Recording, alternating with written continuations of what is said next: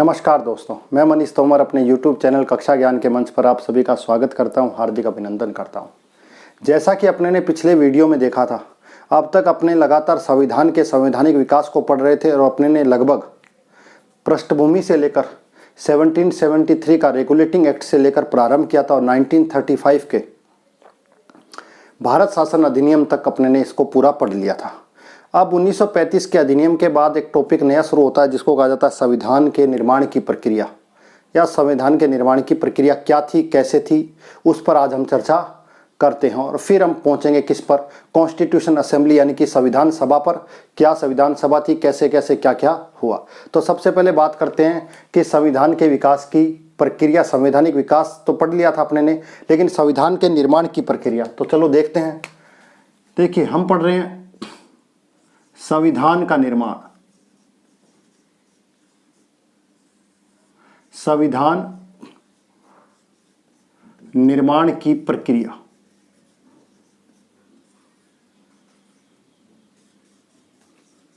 संविधान निर्माण की प्रक्रिया को हम आज देखेंगे। लेकिन जब भी संविधान के निर्माण की प्रक्रिया को हम देखेंगे तो सबसे पहले हम बात करेंगे किसको लेकर, संविधान को लेकर। कि जब हम बात लगातार कर रहे हैं तो आखिर संविधान क्या है, संविधान क्या है। पहला मूल प्रश्न अपने दिमाग में यही आता, आखिर संविधान क्या है। तो देखिए, सामान्य एक शब्द से इसको बयां किया जा सकता है कि संविधान क्या है, नियम और कानूनों का संकलन। नियम और कानूनों के संकलन को क्या कहा जाता है, संविधान कहा जाता है। संविधान लिखित भी हो सकता है, अलिखित भी हो सकता है। संविधान कानूनों पर आधारित हो सकता है, संविधान परंपराओं पर आधारित हो सकता है। संविधान किसी राज्य का हो सकता है, संविधान किसी देश का हो सकता है, संविधान पूरे विश्व का हो सकता है, संविधान किसी समाज का हो सकता है, किसी परिवार का हो सकता है, किसी संस्था का, इंस्टीट्यूशंस का हो सकता है। संविधान किसी का भी हो सकता है। संविधान का मतलब केवल और केवल कोई देश या राज्य नहीं है। संविधान का मतलब ही मैंने आपको कहा है नियम और कानून। और नियम और कानून जहां पर भी होंगे उसे उस व्यवस्था का क्या कहा जाएगा, कॉन्स्टिट्यूशन कहा जाएगा। तो ये ध्यान रखिएगा पहली चीज कि संविधान की जब भी बात है, संविधान क्या है, तो संविधान है नियम और कानूनों का संकलन। ध्यान रखिएगा, नियम और कानूनों का संकलन। और वो कैसा हो सकता है, वो लिखित भी हो सकता है और अलिखित भी हो सकता है। जरूरी नहीं है वो केवल रिटर्न में हो, ठीक है।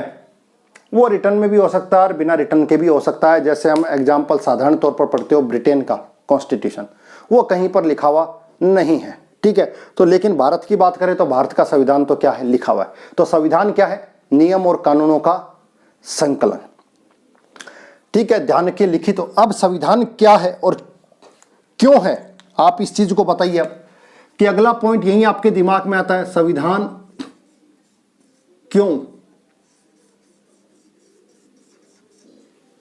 आखिर संविधान की आवश्यकता क्यों पड़ी, क्या सोचते हो आप, संविधान की आवश्यकता क्यों पड़ी। तो देखिए, दो चीजें हैं, उसको समझिए। व्यक्तियों ने मिलकर परिवार का निर्माण किया और कई परिवारों ने मिलकर समाज का निर्माण किया। जैसे जैसे समाज अलग अलग होते गए, उन समाज के बीच में कोई संघर्ष उत्पन्न ना हो, कोई समस्याएं खड़ी ना हो। और अगर संघर्ष या समस्याएं होते हैं तो उसका किसी भी प्रकार से क्या किया जाए, उस पर कंट्रोल किया जाए, उस पर नियंत्रण स्थापित किया जाए, उन समस्याओं का सॉल्यूशन किया जाए। तो कहीं ना कहीं क्या किया गया कि व्यक्तियों के द्वारा, किसके द्वारा,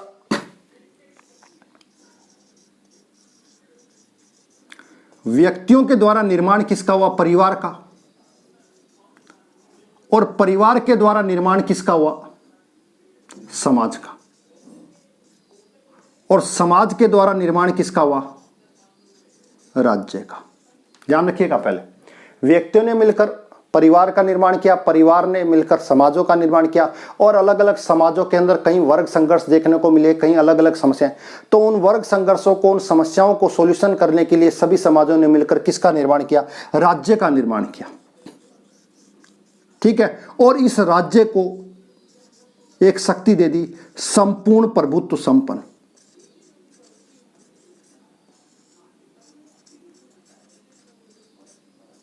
राज्य को कैसी संपत्ति दे दी कि राज्य कैसा होगा, संपूर्ण प्रभुत्व संपन्न होगा। अब संपूर्ण प्रभुत्व संपन्न का मतलब सोवरेनिटी, और इसका मतलब क्या होता है, राज्य अपने आप में पूर्ण है, राज्य के ऊपर किसी का नियंत्रण नहीं है।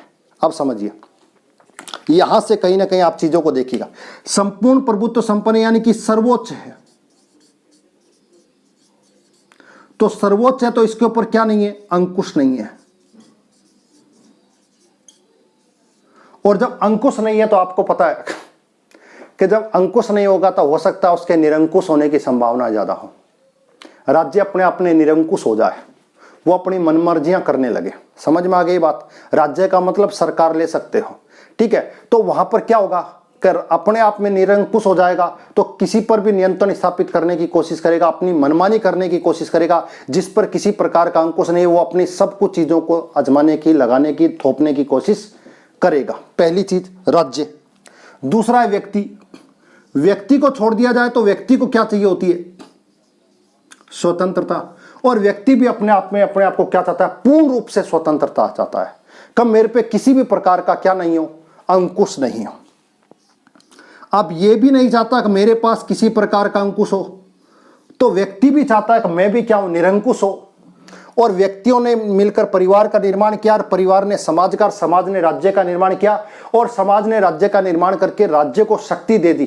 कैसी शक्ति दी, संपूर्ण प्रभुत्व के राज्य को पूर्ण रूप से कोई भी कार्य करने के लिए हम क्या देते हैं, शक्ति देते हैं। लेकिन जब किसी को शक्ति दे सकते हैं तो आप देखिए उसका उपयोग भी हो सकता है, दुरुपयोग भी हो सकता है, ठीक है। तो कहीं राज्य भी अपनी शक्तियों का दुरुपयोग ना करे और व्यक्ति भी अपनी स्वतंत्रता का दुरुपयोग ना करे। ये दोनों ही अपनी शक्तियों का, अपनी पावर्स का, अपनी क्षमता का दुरुपयोग ना करें। तो क्या किया गया, इन दोनों को नियंत्रित करने के लिए और व्यवस्थित करने के लिए किसका निर्माण किया गया, संविधान का निर्माण किया गया। दोनों के बीच, किसके बीच, राज्य के बीच और व्यक्ति के बीच, अपने अपने क्षेत्र के अंदर, अपने अपने संतुलन के अंदर, नियंत्रण के अंदर अपने अपने कार्य को किया जाए। किसी के ऊपर भी, किसी भी प्रकार को, किसी को भी निरंकुश शक्ति ना दे दी जाए, इसलिए इन दोनों के बीच में एक व्यवस्था बनाई गई। उसी व्यवस्था को नाम दिया जाता है संविधान का।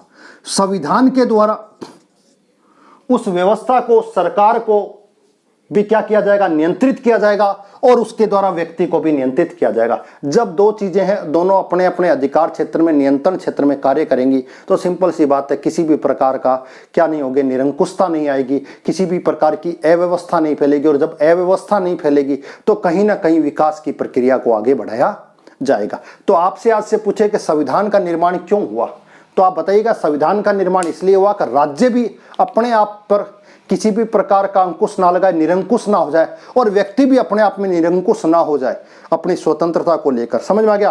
और इसके पास स्वतंत्रता होगी और इसके पास क्या होगी, राज्य के पास क्या होगी, शक्ति होगी। व्यक्ति के पास स्वतंत्रता और राज्य के पास क्या होगी, शक्ति। तो ये अपनी शक्तियों पर किसी भी प्रकार का निरंकुशता ना आ जाए और उसमें स्वतंत्रता के लिए किसी प्रकार की निरंकुशता, इन दोनों पर अंकुश लगाने के लिए एक व्यवस्था बनाई गई जिसे कहा गया संविधान। तो आज के बाद ये जवाब आपके पास होना चाहिए, संविधान क्यों बनाया गया। अब बात करते हैं संविधान। यहां पर एक क्वेश्चन आएगा, क्या है, क्यों है, पढ़ लिया। अब हम पढ़ते हैं संविधान निर्माण की प्रक्रिया कैसे कैसे संविधान निर्माण की प्रक्रिया कैसे। तो उस चीज को आप समझिएगा कि संविधान निर्माण की प्रक्रिया कैसे हुई और कैसे इसको आगे बढ़ाया गया। हम बात कर रहे थे किसको लेकर, संविधान के निर्माण को लेकर। तो संविधान क्या है, क्यों है, और अब बात कर रहे हैं किसको लेकर, कैसे को लेकर। तो कैसे में दो चीजें आएंगी। एक चीज तो हम पढ़ चुके हैं, वो क्या है,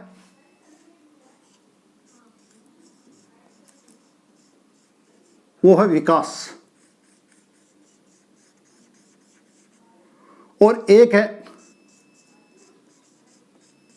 निर्माण। निर्माण समझ में आया।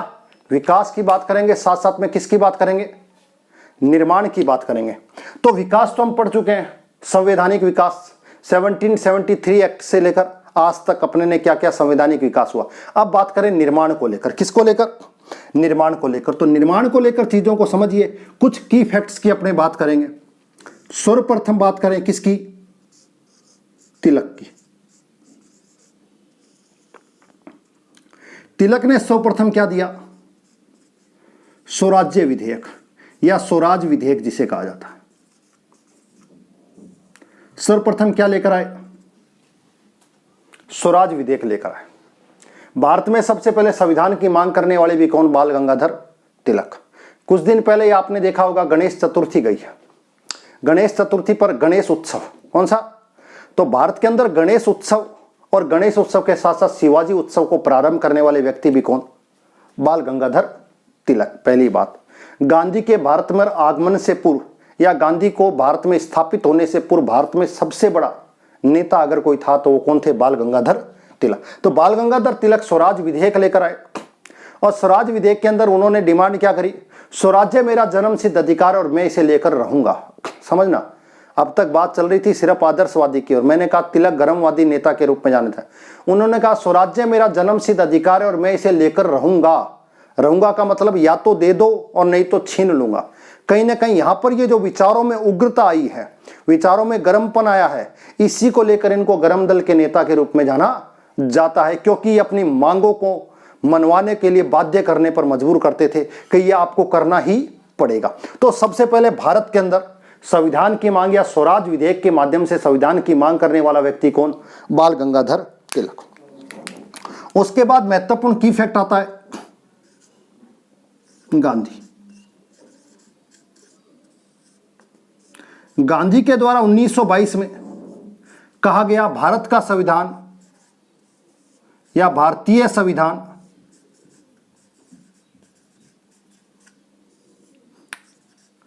भारतीयों की इच्छा अनुसार बनेगा। समझ में आ गया? गांधी ने कहा, इसके बाद महत्वपूर्ण चीज है, गांधी ने कहा भारत का संविधान भारतीयों की इच्छा अनुसार बनेगा और भारतीयों के द्वारा ही निर्मित होगा। समझ में आ गई बात? इस बात को अंग्रेजों के द्वारा लिया गया। बर्किन हेड उस समय सेक्रेटरी थे, उन्होंने कहा अच्छा ये बात है, ठीक है, तो आप एक काम करें, आप अपना संविधान बनाकर दें। तो कहीं ना कहीं इसी श्रृंखला को आगे बढ़ाते हुए नेहरू समिति का गठन किया गया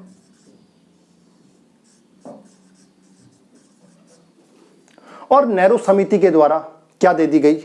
नेहरू रिपोर्ट दे दी गई। नेहरू रिपोर्ट, और मैं आपको पहले भी बता चुका हूं, यह नेहरू रिपोर्ट ही संविधान का क्या कहलाती है? ब्लूप्रिंट। ठीक है, इस नेहरू रिपोर्ट के अंदर अर्ध स्वराज की मांग की गई थी, यानी आंतरिक रूप से स्वतंत्रता की बात कही गई थी। इसको लेकर मोतीलाल नेहरू और जवाहरलाल नेहरू में मतभेद हो गए और जवाहरलाल नेहरू ने कहा हमें अर्ध स्वराज नहीं, हमें क्या चाहिए? पूर्ण स्वराज चाहिए।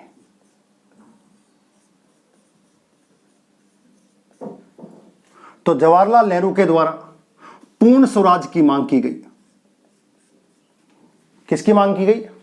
पूर्ण स्वराज की मांग की गई, ये ध्यान रखिएगा। ठीक है, और जब पूर्ण स्वराज की मांग की गई तो आपको पता है, इतिहास में आपको दर्ज है, फिर 26 जनवरी 1930 को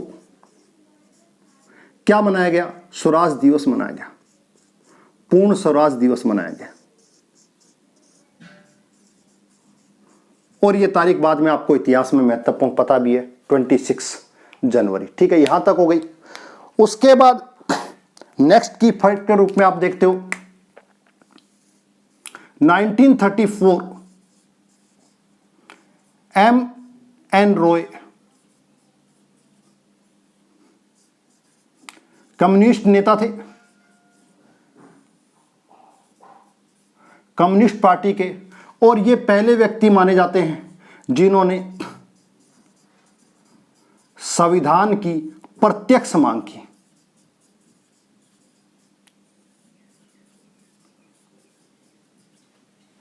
भारत में संविधान की प्रत्यक्ष रूप से मांग करने वाला पहला व्यक्ति कौन था? M.N. रॉय था। याद रखिएगा, वेरी वेरी इंपॉर्टेंट है। इनके द्वारा संविधान सभा की प्रथम क्या मांगी गई? प्रत्यक्ष रूप से मांग की गई। उसके बाद अगला की फैक्ट आता है 1935। भारतीय राष्ट्रीय कांग्रेस के द्वारा भी,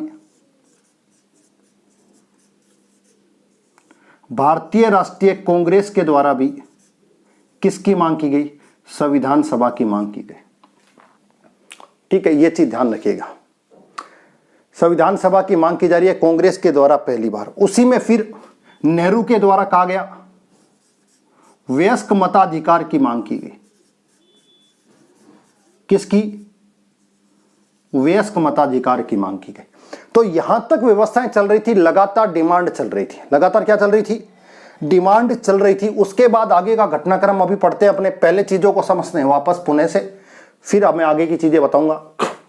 संविधान निर्माण की प्रक्रिया का टॉपिक पढ़ रहे थे, तो सबसे पहले एक शब्द ही आया निकलकर, क्या? संविधान। तो मैंने कहा संविधान क्या है? नियम और कानूनों का संकलन, लिखित और अलिखित। किसी समाज, किसी परिवार, किसी संस्था, किसी राज्य, अंतर्राष्ट्रीय, सब कुछ नियम और कानूनों का संकलन क्या कहलाता है? संविधान कहलाता है, कॉन्स्टिट्यूशन कहलाता है। केवल और केवल वो किसी राज्य या किसी देश से सीमित नहीं है। जहां पर भी नियम और कानून होंगे वो उस संस्था का, उस व्यक्ति का, उस परिवार का, उस समाज का क्या कहलाएगा? संविधान कहलाएगा। परंपराओं पर आधारित समाज है, उसकी भी अपना क्या है? संविधान है। ये अलग बात है कि वो लिखित ना होकर अलिखित होता है। दूसरी बात, संविधान क्यों है? तो मैंने कहा व्यक्तियों के द्वारा परिवार का निर्माण, परिवार के द्वारा समाज का निर्माण, और समाज में आने वाली समस्याओं के समाधान के लिए, संघर्षों से बचने के लिए किसका निर्माण किया गया? राज्य का। और राज्य को एक पावर दे दी गई, संपूर्ण प्रभुत्व संपन्न राज्य। जब राज्य के अंदर को ये दे दी गई तो राज्य के अंदर शक्ति आ गई।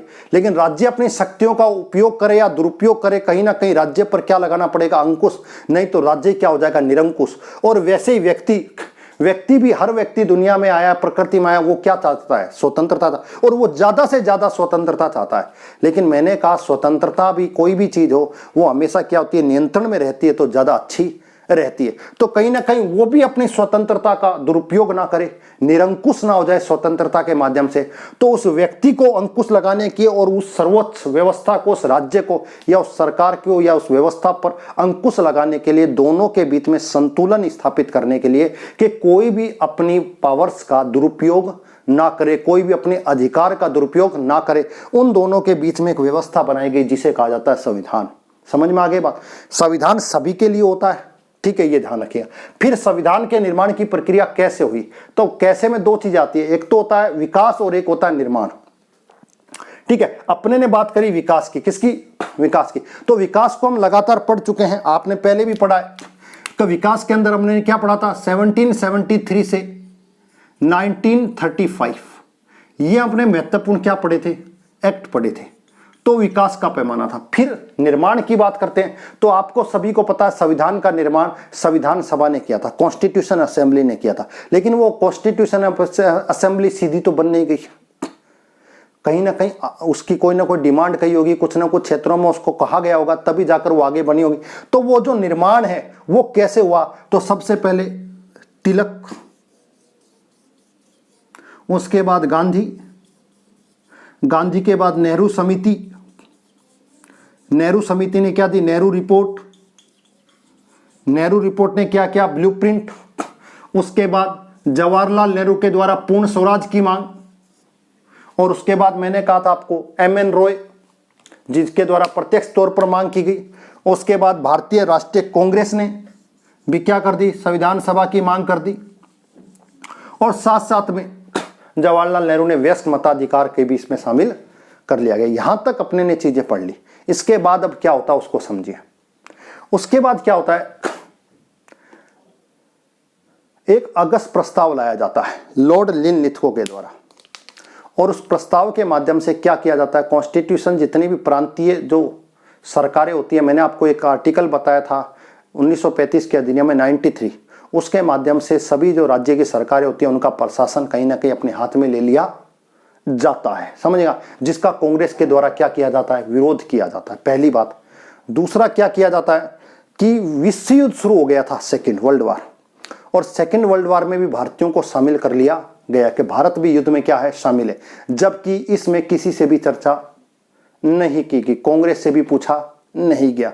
तो यहां पर कुछ न कुछ विरोधाभास पैदा होते हैं। उसके परिणाम स्वरूप कांग्रेस अपने सभी सरकारों से, अपने पदों से क्या देती है, इस्तीफा देती है, त्याग पत्र दे देती है। इतिहास का विषय है। कांग्रेस इसे, वो मुस्लिम लीग इसे मुक्ति दिवस के रूप में मनाती है। बाद में जब गवर्नर जनरल जो लॉर्ड लियोन लिथगो है, वो एक प्रस्ताव लाते हैं जिसे इतिहास में अगस्त प्रस्ताव के नाम से जाना जाता है, 8 अगस्त 1939 को। और ये कहा जाता है, और पहली बार ये माना जाता है कि अप्रोक्ष रूप से, इसे अप्रोक्ष रूप से, अप्रत्यक्ष रूप से हम आपकी संविधान सभा की मांग को क्या करते हैं, स्वीकार करते हैं। तो पहली चीज आपको हमेशा याद रखनी है, अगस्त प्रस्ताव। कौन सा प्रस्ताव? अगस्त प्रस्ताव 8 अगस्त 1939 को, ठीक है। किसके द्वारा लाया गया? तो आपको पता है किसके द्वारा लाया गया, लॉर्ड लियोन लिथगो के द्वारा। लॉर्ड लिथगो,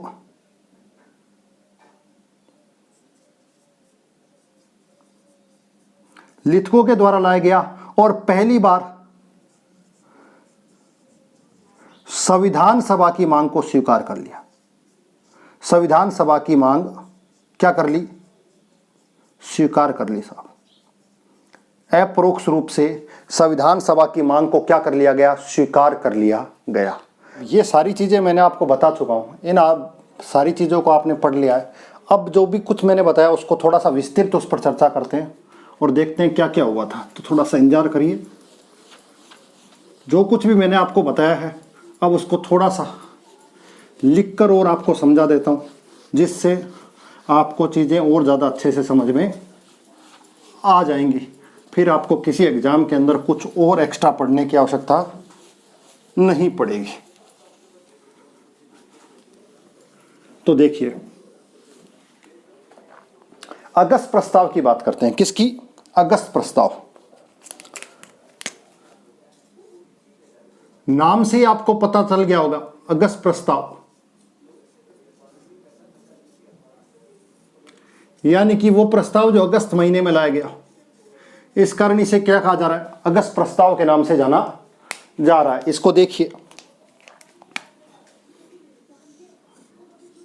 8 अगस्त 1939 को लाया गया। पहली चीज, किसके द्वारा लाया गया? लॉर्ड लिन लिथगो के द्वारा लाया गया। अब आप कहोगे लॉर्ड लिन लिथगो कौन था? तत्कालीन गवर्नर जनरल, या जिसे हम बार बार क्या कहते हैं, वॉइस रॉय के नाम से जानते हैं। अब इसने इस अगस्त प्रस्ताव में क्या बातें बताई उसको देखिए। प्रस्ताव क्या था, प्रस्ताव के बारे में समझिए कि आखिर प्रस्ताव क्या लाया गया। तो देखिए प्रस्ताव क्या था। पहला यह था कि जो गवर्नर जनरल है उसकी परिषद में सदस्यों को बढ़ाया जाएगा, सदस्यों की वृद्धि होगी, और उस वृद्धि में क्या किया जाएगा, भारतीयों को शामिल किया जाएगा। यानी कि एक तरीके से भारतीय सदस्यों की क्या की गई, वृद्धि की गई। इन्होंने कहा कि हम भारतीय सदस्यों की क्या करेंगे, वृद्धि करेंगे। पहली बात। दूसरी बात, भारतीय जो है ना वो युद्ध में क्या होंगे, शामिल होंगे। भारतीय युद्ध में शामिल होंगे यानी कि हमें सहयोग देंगे। आपको कि कौन से युद्ध में? तो सेकेंड वर्ल्ड वार युद्ध जो प्रारंभ हो गया था। समझ में आ गई बात? जर्मनी ने आक्रमण कर दिया था किस पर, रूस पर, और सेकेंड वर्ल्ड वार की प्रारंभ हो गया था। ठीक है, और वो धीरे धीरे विश्वव्यापी बनता जा रहा था। ठीक है। तीसरा, युद्ध हेतु या युद्ध के लिए एक सलाहकारी परिषद का गठन किया जाएगा।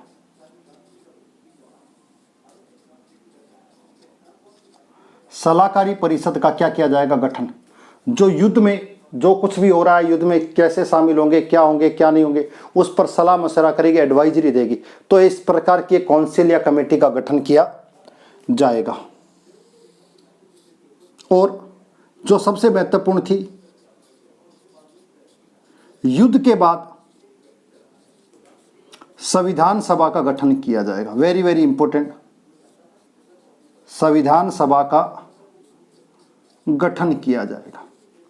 सबसे महत्वपूर्ण चीज यही थी, आपको ध्यान रखना है कि पहली बार संविधान सभा की गठन की मांग को क्या कर दिया गया, स्वीकार कर लिया गया। और क्या कहा गया कि युद्ध के बाद, किसके बाद, युद्ध के बाद भारतीयों के लिए एक संविधान सभा का निर्माण किया जाएगा। ये कुछ महत्वपूर्ण चीजें थी किसमें, अगस्त प्रस्ताव में। लेकिन मैंने आपको कहा है कि कांग्रेस ने इसका विरोध किया। क्यों? क्योंकि उनसे बिना पूछे ये कहा गया कि भारतीय शामिल होंगे किसमें, द्वितीय वर्ल्ड वार के अंदर। तो कहीं ना कहीं इसका विरोध हुआ और इसका परिणाम आपको देखने को मिलता है कि अगस्त प्रस्ताव का परिणाम आपको ये देते हैं। इसके बाद महत्वपूर्ण घटना क्या घटती है उसको समझिए। उसके बाद जो अगली महत्वपूर्ण चीज है वो आ रही है क्रिप्स मिशन। कौन सा मिशन? Cripps mission. Very very important है, ध्यान रखिएगा। क्रिप्स मिशन क्या था उसको थोड़ा सा समझ ले, जान ले। 1942 को लाया गया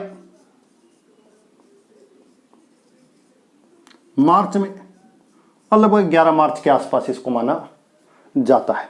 इसकी घोषणा की गई थी। इसके जो अध्यक्ष थे, या ये मिशन जो था, एक सदस्य था। कितने सदस्य? एक सदस्य। और इसके जो अध्यक्ष थे या एक ही सदस्य थे, वही अध्यक्ष होगा, उसका नाम था स्टीफोर्ड क्रिप्स। स्टीफोर्ड क्रिप्स, ध्यान रखिएगा। अब ये क्यों लाया गया उसको समझ लीजिए। सेकेंड वर्ल्ड वार हो गया, युद्ध शुरू हो गया, युद्ध विश्वव्यापी होता चला गया। जापान ने अमेरिका के ऊपर आक्रमण कर दिया, अमेरिका भी युद्ध में क्या हो गया, शामिल हो गया। अमेरिका और बहुत सारे देशों ने दबाव बनाना शुरू कर दिया, किस पर? ब्रिटेन पर। चाइना का एक बहुत बड़े लीडर भारत में आ गए, चाई शेख। तो कहीं ना कहीं ये दबाव हुआ और दबाव के कारण चर्चिल, उस समय जो तत्कालीन प्रधानमंत्री थे विंस्टन चर्चिल, और जो रूस के अमेरिका के जो प्रेसिडेंट थे रूजवेल्ट, उनके बीच में काफ़ी बार चर्चा हुई और चर्चा के बाद कहा गया कि क्रिप्स मिशन भेजा जाएगा। तो अंतर्राष्ट्रीय दबाव के परिणाम स्वरूप ये मिशन भारत भेजा जा रहा है। समझ में आ गई बात? ये मिशन जो भारत में आता है, तो इस मिशन के द्वारा भी कुछ प्रावधान दिए गए। वो प्रावधान क्या थे उसको समझ लीजिए, ठीक है। इसके लिए सबसे महत्वपूर्ण जो था, सबसे महत्वपूर्ण था, इन्होंने भी एक बात कही। क्या कही? कि निर्वाचित संविधान सभा का गठन किया जाएगा। बहुत अच्छी बात थी। निर्वाचित संविधान सभा का गठन किया जाएगा, गठन किया जाएगा, बहुत अच्छी बात है। और इसमें राजा भी क्या हो सकते हैं, यानी कि जो रजवाड़े थे उनकी जो रियासतें थी वो भी इसमें क्या हो सकती हैं, शामिल हो सकते हैं। उनको भी शामिल होने के लिए कहा गया, यानी प्रस्ताव दिया गया। बहुत अच्छी बात थी। दूसरा, प्रांतों को कहा गया कि वो जो भारतीय संविधान है जो बनेगा उसे स्वीकार भी कर सकते हैं, अस्वीकार भी कर सकते हैं,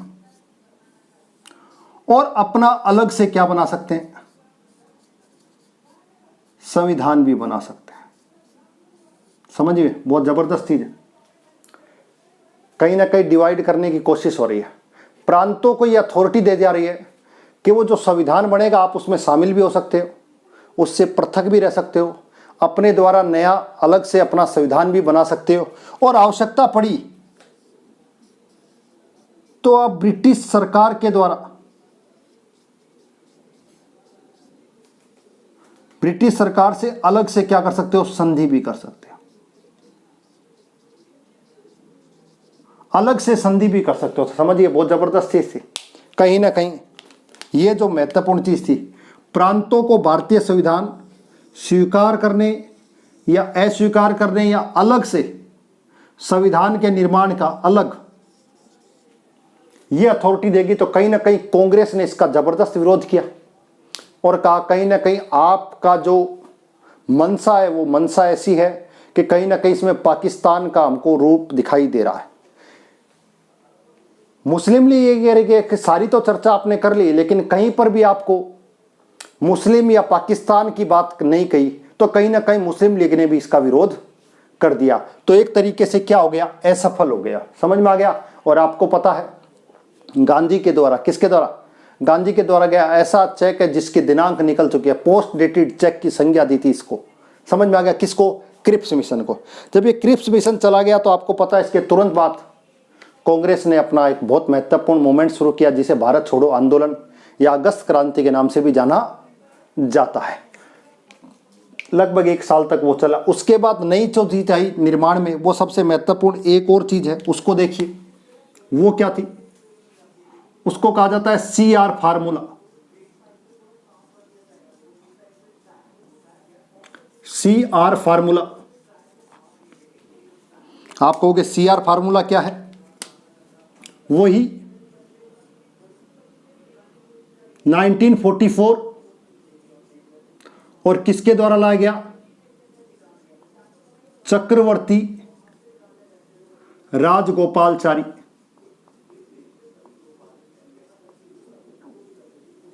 चक्रवर्ती राजगोपालचारी के द्वारा ये फार्मूला लाया गया। महत्वपूर्ण फॉर्मूला माना जाता है। क्यों माना जाता है, इसका कारण समझिए।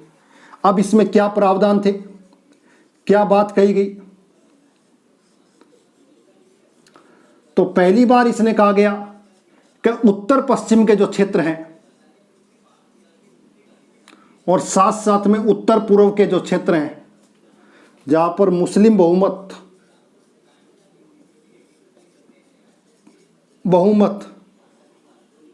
ध्यान रखिएगा, मुस्लिम बहुमत और वो जो क्षेत्र हैं उसके सीमांकन के लिए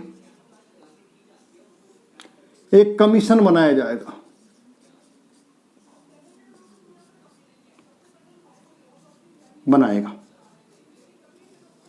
यानी कि उत्तर पूर्व उत्तर पश्चिम के जो मुस्लिम बहुमत क्षेत्र है वहां पर बहुमत के आधार पर उन क्षेत्रों का क्या किया जाएगा, सीमांकन किया जाएगा। और उस सीमांकन को कौन करेगा, उसके लिए कमीशन का गठन किया जाएगा। तो कहीं ना कहीं पहली बार कहीं ना कहीं पाकिस्तान की मांग को स्वीकार किया जा रहा है। किसके द्वारा, CR फार्मूले के द्वारा।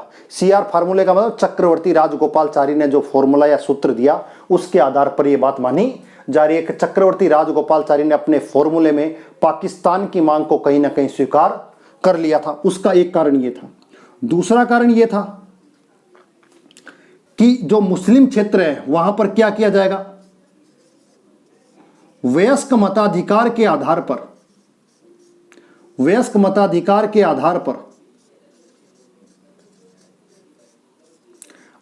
पर जनमत करवाया जाएगा। वयस्क मताधिकार के आधार पर क्या करा जाएगा, जनमत करा जाएगा, रेफरेंडम करवाया जाएगा। और अगर रेफरेंडम में यह बहुमत मिल जाता है कि वो भारत से पृथक होना चाहता है तो उसको प्रभावित किया जाएगा। तो कहीं ना कहीं मैंने आपको कहा है पाकिस्तान की मांग को स्वीकार किया जा रहा है। ठीक है, ये कहा गया कि उसके राज्यों के नजदीक जो जिले हैं वो अपने कहीं ना कहीं शामिल हो सकते हैं, किसी में भी वो स्वतंत्र होंगे। दूसरी बात इसमें एक और बात कही गई, वो बात क्या थी कि जनसंख्या का आदान प्रदान जो होगा वो बहुत ही स्वाभाविक और नेचुरल तरीके से होगा। उसमें किसी भी प्रकार की कोई लड़ाई वड़ाई करने की आवश्यकता नहीं पड़ेगी।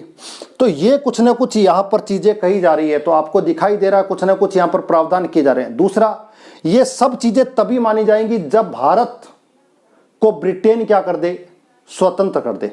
भारत को ब्रिटेन स्वतंत्र कर दे तब इन सारी चीजों को माना जाएगा। स्पेशल शर्त यही थी, टर्म्स और कंडीशन यही थी कि भारत को आजाद करना पड़ेगा, पूर्ण स्वतंत्रता देनी पड़ेगी, किसको, ब्रिटेन को, तब जाकर ये व्यवस्थाएं बनाई जाएंगी। ठीक है, और अपने अपने दल रेफरेंडम से पहले अपने अपने दल जो हैं वो अपनी अपनी विचारधाराओं से इन क्षेत्रों में क्या कर सकते हैं, आ जा सकते हैं, अपने क्षेत्रों को अपनी विचारधाराओं को बता सकते हैं। इनकी आज़ादी इनको होगी। तो कहीं ना कहीं CR फार्मूला वो फार्मूला था जिसने कहीं ना कहीं पाकिस्तान की मांग को इनडायरेक्ट रूप से क्या कर लिया, स्वीकार कर लिया। ये 3 महत्वपूर्ण चीजें आपको देखने को मिलेंगी। इसके अलावा एक और महत्वपूर्ण की फैक्ट आता है इसके अंदर, वो ध्यान रखिए। CR फार्मूले के अलावा जो फॉर्मूला आता है उसे कहा जाता है वावेल योजना।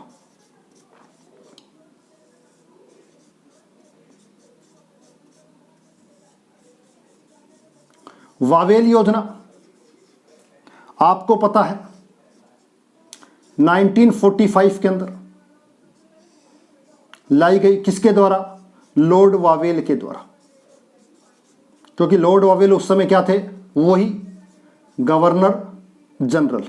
तो लॉर्ड वावेल के द्वारा ये योजना लाई जा रही है। इसका नाम इसलिए क्या, इसको वावेल योजना के नाम से जाना जाता है। अब वावेल क्या लेकर आए उसको समझ लीजिए। वावेल की पहली बात वही थी क्या, कि युद्ध के बाद, किसके बाद, युद्ध के बाद संविधान सभा का गठन होगा। पहली चीज तो ये थी, युद्ध के बाद संविधान सभा का गठन, ठीक है, कोई दिक्कत नहीं है। उसके बाद इसने कहा गया कि वो जो गवर्नर जनरल है उसकी जो एग्जीक्यूटिव है उसके अंदर गवर्नर जनरल को और कमांडर चीफ को छोड़कर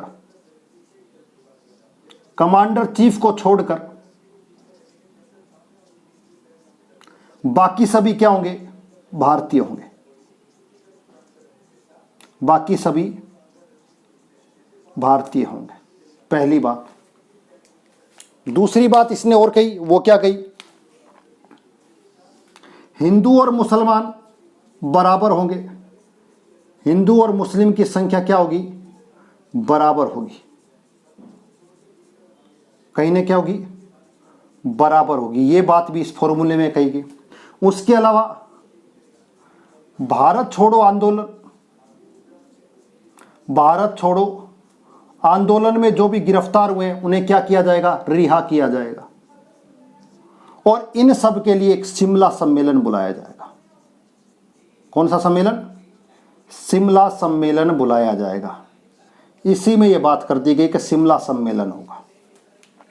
समझ में आ गया, शिमला सम्मेलन बुलाया जाता है। ध्यान रखिएगा 25 जून 1945 को शिमला सम्मेलन शिमला में बुलाया जाता है। और यह भी क्या हो जाता है, असफल हो जाता है। कांग्रेस की तरफ से मौलाना, उसके अलावा जवाहरलाल नेहरू, उसके अलावा सरदार पटेल शामिल होते हैं। गांधी जी इसमें शामिल नहीं होते, जबकि गांधी जी उस समय शिमला में होते हैं। मुस्लिम लीग की तरफ से लियाकत अली शामिल होते हैं, मोहम्मद अली जिन्ना शामिल होते हैं। लेकिन कहीं पर भी कशमकश होती है और कोई विचार नहीं बनता। क्यों, क्योंकि मुस्लिम लीग की तरफ से अलग से, मुस्लिमों के लिए अलग से संविधान सभा के गठन की बात कही जाती है, जिसका यहाँ पर विरोध किया जाता है। दूसरा ये कहा जाता है कि कांग्रेस की तरफ से कोई भी मुस्लिम शामिल नहीं होगा, मुस्लिम केवल मुस्लिम लीग की तरफ से ही शामिल किया जाएगा। इस तरह के जो वाद विवाद होते हैं उसके कारण ये सम्मेलन क्या हो जाता है, असफल हो जाता है। कुछ इतिहासकार यहाँ तक कहते हैं कि वावेल भी चाहता था कि इस तरह की कोई सफलता इनको ना मिले, क्योंकि वावेल किसी भी कीमत पर इस प्रकार की सफलता को स्वीकार नहीं करना चाहता था। लेकिन उसकी मजबूरी थी, क्योंकि वो नेशनल जो था उनके देश से, ब्रिटिश पार्लियामेंट का उसके ऊपर दबाव था। ऐसा इतिहासकार कहते हैं। जब ये आंदोलन या ये सम्मेलन असफल हो गया तो उसने कमरा बंद करके लगभग 2 घंटे तक डांस किया था। ऐसा इतिहास की किताबों में लिखा हुआ मिलता है आपको। तो इतना खुश हुआ था कि जो मैं चाहता था वो हो गया, कि ये किसी न किसी एक उस पर एक राय ना हो और कहीं ना कहीं इनमें आपस में क्या पड़ी रहे, फूट पड़ी रहे, जिससे हम लंबे समय तक क्या कर पाए, शासन कर पाए। तो ये कुछ महत्वपूर्ण की फैक्ट से इनके आधार पर फिर लास्ट में चलकर एक महत्वपूर्ण चीज आई, उसको समझिए अब कि वो क्या महत्वपूर्ण चीज थी। उसको मैं थोड़ा सा आपको बताना चाहता हूं। उसको देखिए, स्पेस है इधर, जगह है थोड़ी सी। यहां पर आता है कैबिनेट मिशन। कैबिनेट मिशन, उसके बाद सबसे महत्वपूर्ण मिशन को माना जाता है कैबिनेट मिशन को। थोड़ा सा स्कोर समझ लीजिए, लास्ट है cabinet mission. Actually cabinet mission क्यों आता है उसको समझ लीजिए। 1945 के अंदर, अगस्त के अंदर युद्ध समाप्त हो जाता है और 14 अगस्त को ब्रिटेन विजयी हो जाता है। उसके बाद ब्रिटेन में चुनाव होते हैं और क्लीमेंट एटली की जो सरकार है वो चली जाती है और यहाँ पर लेबर पार्टी की सरकार आ जाती है और यहाँ पर चर्चिल की सरकार चली जाती है और क्लीमेंट एटली चुनाव जीत जाते हैं और वो लेबर पार्टी से संबंधित होते हैं। चुनाव से पहले उन्होंने घोषणा भी करी थी, अपने लोगों में बयान दिया था, अगर हमारी सरकार बनती है तो हम भारत की स्वतंत्रता के लिए प्रयास करेंगे। और होता भी यही है कि चर्चिल चुनाव हार जाता है और क्लीमेंट एटली चुनाव जीत जाता है। और जैसे ही चुनाव जीतता है तो प्रधानमंत्री बनने के साथ साथ वहाँ पर भारतीय सचिव को भी बदला जाता और पैथिक लॉरेंस क्या बनते हैं, सचिव बनते हैं। और पैथिक लॉरेंस एक घोषणा करते हैं कि भारत में स्वशासन की स्थापना के लिए एक कैबिनेट मिशन भेजा जाएगा। उसी के तहत कैबिनेट मिशन भारत में भेजा जाता है। तो इसको भी थोड़ा सा ध्यान रखें। कैबिनेट मिशन 24 मार्च 1946 को कहाँ आता है? भारत में आता है। ठीक है, क्या होता है ये? इसमें 3 कैबिनेट मंत्री होते हैं, इसलिए इसको क्या कहा गया? कैबिनेट मिशन कहा गया। ध्यान रखिएगा, पहला पैथिक लॉरेंस, दूसरा एवी अलेक्जेंडर और तीसरे जो कि भारत में आकर जा चुके थे, जिनके पास अनुभव था, स्टीफोर्ड क्रिप्स। ये 3 व्यक्तियों का एक